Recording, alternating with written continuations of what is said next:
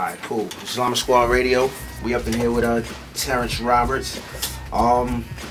Before we get into anything, I just want to say it's a privilege to have you in here, and I just want you to explain a little bit about the movement, what you got going on, what it is, the name, everything. Just break it down for the people, just so they know. You know what I'm saying? So, yeah, I'm Terrance Roberts. I run the Product Son Initiative. What we've been doing in Denver is just provide after-school programming, mainly in the northeast side of town. A lot of gang violence for the people who do live in northeast Denver. West Coast style gangs, crip and blood activity. We've lost some lives, family members I've lost, friends in wheelchairs. I've been shot twice myself. Grew up going to war with partners of mine who are now my friends, but we were at war for about 20 years with each other. And these are guys who I went to elementary school with. We played on the same football and basketball teams with.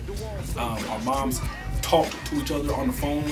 And we were hiding in each other's bushes, shooting at each other. Just really turned our backs on each other, man. When times got hard in the late 80s, early 90s, crack cocaine hit. All of our family, our fathers were gone. My father was living in California. And just, really getting shot and going to prison, man. I did 12 years, 2 years juvenile. I did 10 years in the state pen out here. I just really wanted to see my brothers, man, and my sisters get back together. You know what I'm saying, here in Denver. We went to a war with one another. It was a war happened over there. You know what I'm saying? So we're seeing good people, man, getting killed. You know what I'm saying? And getting locked up and getting put in wheelchairs. People who I knew really weren't even gangster. They adapted because they were smart and they knew they knew what being gangster looked like. But deep down, man, they doing life in prison. They're not bad people, really. They're not, some people got life in prison. They was just selling drugs. Even after the crack cocaine laws, they still locked up. They still in the feds. They still in Inglewood. So I just wanted to change that, man. The reason why I started gangbanging is because I love the hood. You know what I'm saying? I'm from the turf. You know what I'm saying? Don't let nothing about me fool you. You know what I'm saying? I'm from the block. You know what I'm saying? I like hanging out with dominoes. I like hanging with crips. I like being with people and folks. I like hanging with brothers who grew up from the streets. I don't like the violence that always comes with it, but that's hip hop. Hip hop is the #1 selling genre of music internationally for like the last 15 years. Rock and roll got a 40-year history on hip hop, but hip hop outsells rock and roll still every year, consistently, hands down. You know what I'm saying?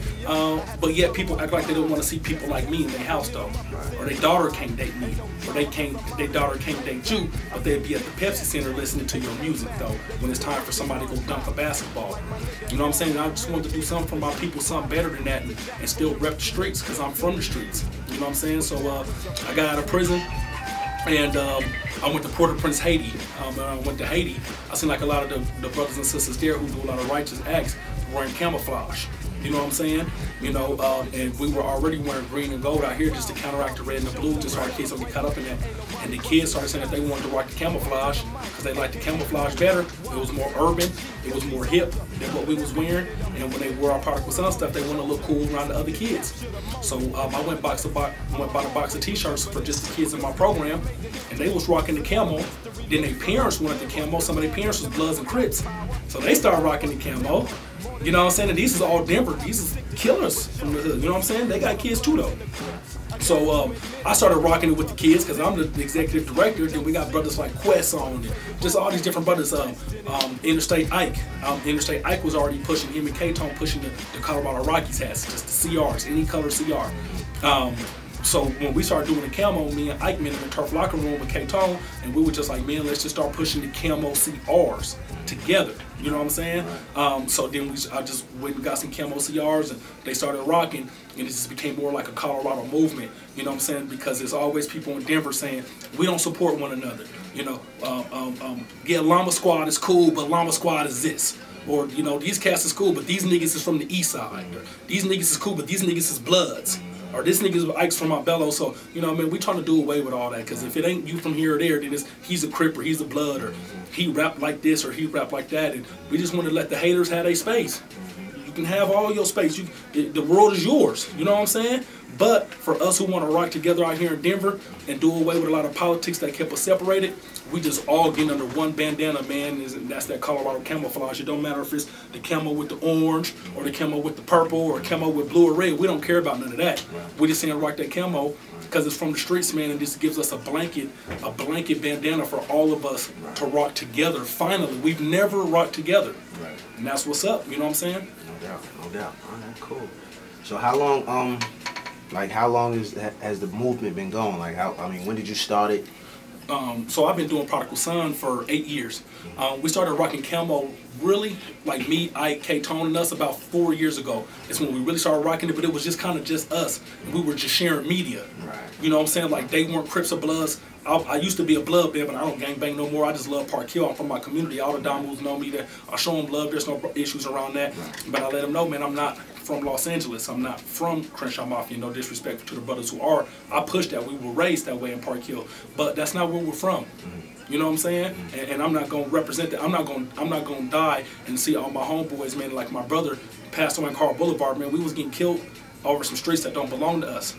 So man, after I really got off of that, it was some confusion. But then when I really started pushing the Camo, man, and started really like, you know, healing the hood and doing some events, cats started seeing. So, you know, we were pushing for about maybe a year and a half, just me, K-Tone, Ike, a couple other Crips, a couple other Domos who were just feeling the Camo movement, love Denver. And then, you know, next thing you know, started being some killings in the streets.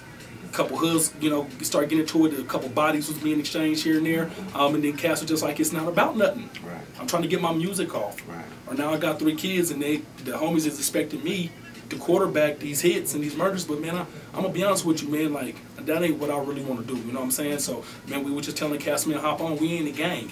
You ain't got to get beat up by nobody. If you ain't at the house at the spot, ain't nobody gonna call you say you a buster. Or, you know, you ain't got to even wear camo if you don't want to. You wear what you want to wear. You know what I'm saying? We just want to rock for the town, and more cats were just showing up and just popping up. Just like, man, we with the movement because we need it. And that's kind of how the movement started kind of like really like floundering. So it's been about 4 years, but, you know, about the last 2 years is when a lot of the more local artists who are repping Colorado or here in the state just started rocking with us because we get along with everybody, man. We about peacefulness, you know what I mean?